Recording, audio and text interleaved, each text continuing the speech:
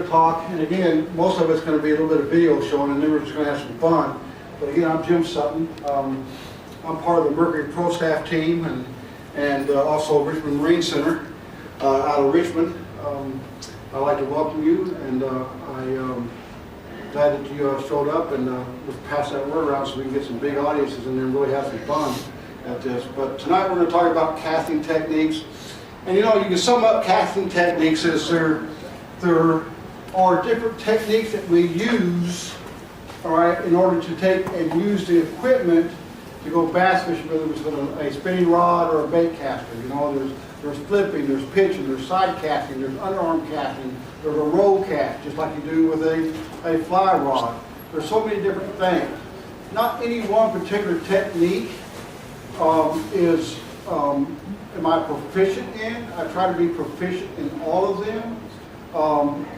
But one thing I want to instill upon you, like I've done all my classes since I've been here, is I use the internet. You know, even though I've been fishing competitively now since I retired in '99, I can always learn, okay? Education ends with life. So I use bassresource.com, or I go to YouTube, and I went to YouTube and I typed in, you know, casting techniques. You have to watch the words you put in and be careful what not comes up on YouTube these days, especially if you're at work.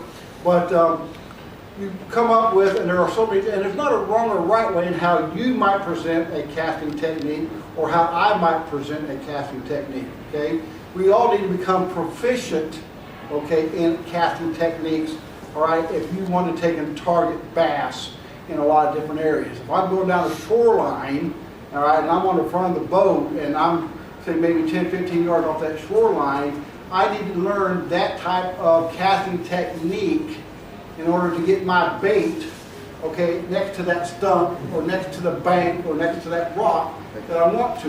And in some cases, all right, when you're in shallow water, you want to do it as quiet as possible, all right? Especially when you're, this time of year, people love to go out and do what they call sight fishing. I'm not a sight fisherman. You know, if I'm blessed and I'm out there fishing and I see one on a bed, I'll go for it. But I do not go for bed fish. That's my style, because I like pre-spawn and post-spawn type techniques better than I do, all right, sight fishing. Why? I guess I just never have given it the opportunity. Plus my eyesight, I can have the best pair of sunglasses on, and I still might not be able to see that bass in that water. So I don't really worry about that. But tonight we're going to talk about several different casting techniques. I found very interesting is up here Jimmy Houston made a statement. The problem I have with underhand casts is that in order to be efficient and proficient at this cast, you have to practice, practice, and practice. Folks, we have to, even when we're bass fishing and we're learning different techniques and presentations, okay, whether it be plastics, crankbaits, spinner baits, top water, the A-rig that came out 2 years ago, we have to try to become proficient in using that presentation method with the casting technique that's available, okay? And just like with our weapons in the military or whatever job that you do, me nowadays is behind a computer, we have to be proficient, okay? And you have to practice, practice, and practice. It's the same thing with fishing. You have to have seat time. I have a dear friend of mine. He works very hard at fishing, and he is a legacy director. He says, Jim, I wish I could fish like you. I says, it's seat time. You have to put in seat time. The more seat time you do, the more practice we do, the more proficient anybody comes, because it's repetitive. These pro bass anglers out there, KBD, okay, and Boyd Duckett and Jimmy Horton, all these guys, they didn't come proficient overnight. Some of them's been at it. Kevin Van Dam, I think, been at it, oh golly gee, 25 to 29 years now. You know, he's 43, I think he is now, or something like that. But, you know, you have to put a lot of seat time in. So I found that interesting, you know. And I used to, in my garage, in my living room, I had a rod that broke off, so I put a different tip on it, the biggest one I could find, put a bait caster on it, and I would sit there in the winter months and just practice flipping, okay, and pitching that bait out there, getting used to, you know, releasing that thumb and then learning how to put my thumb on at the right time and playing with my adjustments so I can get the feel of different things that I haven't always looked at. So you have to be proficient. Or I go outside of the back of my door have these steps off to one side, or some people have a deck. They might get up on the deck and they'll practice these different casting techniques. You don't necessarily have to be on the water. So the importance of an accurate casting cannot be overstated. We have to be accurate. All right, and sometimes you have to be stealth. You have to be silent. All right, I guarantee you that if you take a half-ounce jig, if you're not silent trying to bring that bait in there next to that log or whatever, you'll spook that fish away. Guarantee you. Will that fish come back? Oh yeah, that fish is going to come back. He's going to be a little skittish because something just landed there. It's big, it's bulky, it made a big loud noise. All right, because a crawfish doesn't do that. All right, they might have a brain the size of a pea. Those bass are pretty smart, in my opinion anyway. So you always got to remember that you cannot be overstated. A few yards of practice makes perfect. Long way. Types of cast we're going to talk about. All right, we're going to talk about the overhand. We're going to talk about a sidearm. We're going to talk about an underhand, and then we're going to talk about some tips. And then there's some videos that I'm going to show you. But I cannot overemphasize that my way tonight is not necessarily the right way. I pull these up. Okay, I have my way. Just like I use an analogy when I used to golf. I used to golf a lot because I didn't have the opportunity to fish when I deployed every 2 years. When I was overseas. That's how the Navy had me in countries that there was no fishing. You're lucky. So I picked up the game of golf. All right, there's a wrong way and the right way to set up with a golf club and your stance. Same thing is with fishing and bass fishing. All right, I can have as long as I take that club or that iron and address that ball. All right, and I hit that ball square, then I'm going to go where I need to go. But the same thing is with casting a bait. All right, it's the eye-hand coordination, and when you release, okay, that bait through a spinning rod or a bait caster, where it's going to go. All right, so the same thing is that. So overhand, imagine that you are standing in front of a clock. All right, and these are simplest things I pulled off of the internet again. And your target is toward the 3 o'clock position. Face the target squarely. Keep your elbow in. So we're going to practice these tonight. We'll scroll back up, we'll leave them there, and then we'll be down at this end. We'll try a few. I did bring, hopefully we got some baits. We can go outside and try it as well. But I got a few baits that I brought in here that's not going to hurt the carpet and stuff like that. And it's not going to hurt a window if you touch it. But we got to be careful what we do. This is a beautiful establishment. So, and then also we're going to talk about sidearm. There's a time you have to do a sidearm. All right? There's a time you have to do a backhand. There's a time that I can take and drop that line, okay, and that's an underhand. I'll drop that line 6 inches, and I'll give one of these numbers to roll it out there. Now, I'm not as proficient as my son. My son got so good that he can stand from me back to Mr. O'Neill, or even back here to Patrick, and I used to be able to hold my hat, and he'd do the underarm, and it'd go through my legs, over my shoulder, and he'd let it in that hat. That's how good my son became proficient at it. I see pros do it. Can I do it? No. To this day, I cannot. To be lucky, I might hit you in the head, might hit you in the shoulder, but I can't do it. So I take and practice and do what I'm best at. I'm great at underhand sidearm. I'm great at sidearm. I'm great at overhead. I'm great at flipping and pitching. So I use those styles, okay? And when I'm band casting, it's overhand because I'm just worried about covering a lot of territory. So again, you have to put the type of cast with the presentation of the type of bait you're using and the water that you're fishing. This past Saturday, I was fishing the Potomac River in an adult youth event. All right, my thought was based upon what I heard the clarity of the water was, based upon also what I thought the temperature might be. My pattern in my mind going out there, because I did not pre-fish on that Friday, was I'm going shallow. Shallow means to me, on the Potomac, anything 3 foot or less. Typically 2 feet or even 1 feet. I knew the bass had to be what I call cruising. Has some been on the beds?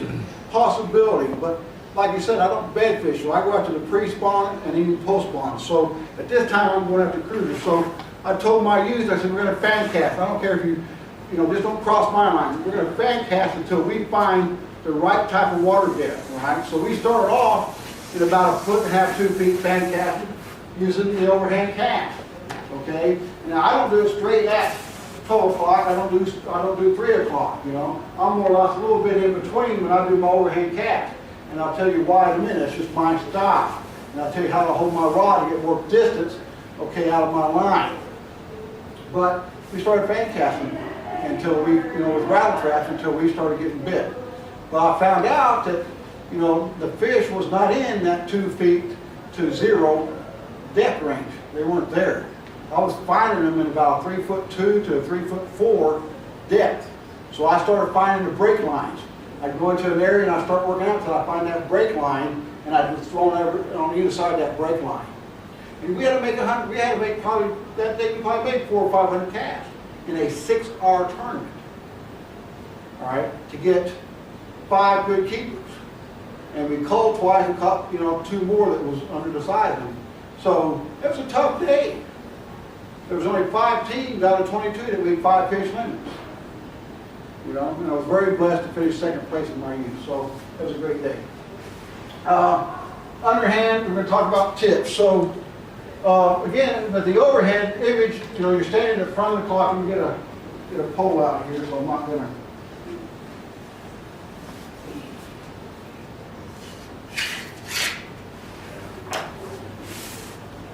So I'm at front of the clock, we're at 12, all right, 9 o'clock, 3 o'clock, right? Left, right.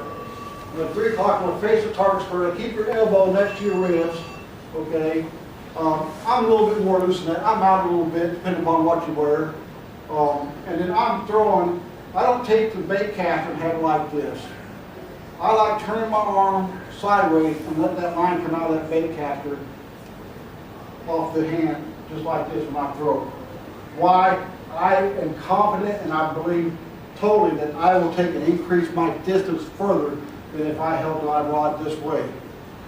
All right, I think it's the mechanics of that spool, okay, in relationship to the free spool that it does this way versus this way. Okay, and you'll see why. There's a film on it. So I'm going to take and move it back. And, I might take and go half, 3/4 swing. It all depends on where I want to go. If I'm band casting and I have a lot of distance out there to cover, nobody's in my way, I'm going to chuck it. Check and grind, as we say, and have a blast at it. If you make a best up throw, well. The big thing is when you make the throw, is you don't get a backlash, but we actually call it professional overruns or bird's nest. All right, there's all kinds of names from them. Do we all get them? I get them. All right. And you can even go on YouTube and find out the easiest ways to get a backlash out or a bird's nest. So again, don't be afraid, okay, to go on YouTube and different places, bassresource.com, all right, and just read and pick up on it. My ways are not necessarily the right ways. All right, it's like I told you that golf. I have to take and square up my golf head or my iron with that ball so when I strike it. But my swing might not be the perfect golf swing. I might be a 3/4 swing. I've seen some golfers where they come out, then they come in, but when they move their hip in, then they're square up with it. So again, there's no right way or wrong way, but there's a technique that they have developed within themselves, okay, and how to make throws. So on sidearm, you imagine you're standing on a clock face, and your target is toward 3 o'clock again. So these are good. You can find these on FishingCommunity.Org. I'll link them there. Wrong way. Position yourself only as far away as water clarity dictates, say close enough for consistent accuracy.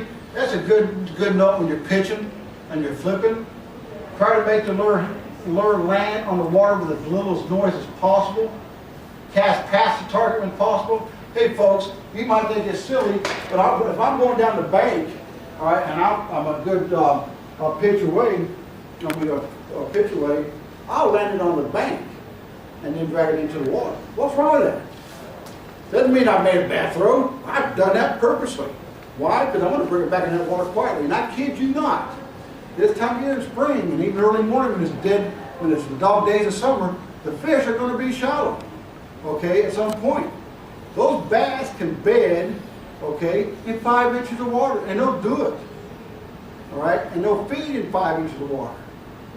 And some of the smaller ones, when the girth is only, 2 or 3 inches, they'll go in that much water. So I'm always going to the bank and coming out. And then also that lets me know where they at. Are they 2 feet off the bank and 1 foot of water? Whatever the case may be. So you have to take and adjust. And one thing that's very hard for us, and you say amateurs, or and I even consider myself an amateur, even though everybody thinks different. The hardest thing for us to do is to change your presentation. What you thought your preconceived notion was. And again, all these different casting techniques will help you change your presentation, okay, and adapt to the changes and the conditions that present itself. So you're always adapting, even at work. Even when you're a soldier in the field, you're always got to be on your toes. You always got to adapt. You always got to think why. You know, just because you come to a confrontation at work and you can't figure out how to get a Word document to put a page break in it, you don't quit. You've got to adapt and change. The same thing. Let me show a video. I think that's the best way to show some things. We only got so much time. If windy weather puts tension on the line just before your lure touches down, this will straighten out the line and prevent it from blowing across obstructions. Learn casting techniques that permit a low trajectory, such as flipping and pitching, you know, or the sidearm. I go up to docks and I backhand and sidearm all the time on docks. All right, versus also, you know, sidearm to the front side. And I'm very good at getting under docks. You know, that's just something I like doing because I like fishing docks, so I had to really learn to work that strategy. It does help. The better quality rod you have and reel, the better that you'll be able to perform. I've got to say that. I mean, I started off with zip code 202s and the 303s, and I even went to one time I was using 404s, you know, the big thing. I can use this. But you also got to understand what your conditions, all right, and what presentation, what type of fishing you're doing. Okay, I soon learned that that 202, you're going to cut it. Also, I soon learned when I got my first bait caster, it wasn't until I retired from the Navy. At that time I was 38 years old because I used spinning reels. So I bought my first one, so I'm not going to invest in a lot, so I bought one for 40 bucks. Okay, at Walmart, Wally World. But it was all plastic composite and stuff like this. The bearings were not that good. And I was learning poorly, and it was not because of my will not to learn, but my equipment was still not good enough either. So I'm not saying go out and buy a $200 reel, all right, but you have to invest a little bit if you want to be proficient at things. A big one here, cast with the wrist, not the arm and shoulder. All right, it's better casting with the wrist, okay, and you get a lot of distance. Load the lure a few inches below the rod tip before casting. This gives you momentum for extra. Be sure to load your rod tip. All right, loading the rod tip is just like a golf swing. When I take and load that rod tip really, you can't see it, but it bends. All right, because it's centrifugal force. All right, when you rear it back, and when you go with it, she goes. She, you know, you can say it whips or whatever, but she goes. You can see it by video and all. Fill a spool of any type reel within 1/8. That's one of the best tips. Don't overfill a spool.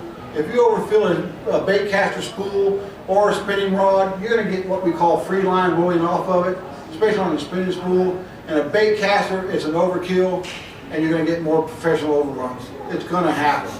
I try to stop mine all within about an 1/8 inch full spool. You know, and just try to remember that ruling. To get a bird's nest out, you can go to basssourcereading.com, and they tell you how to do that as well.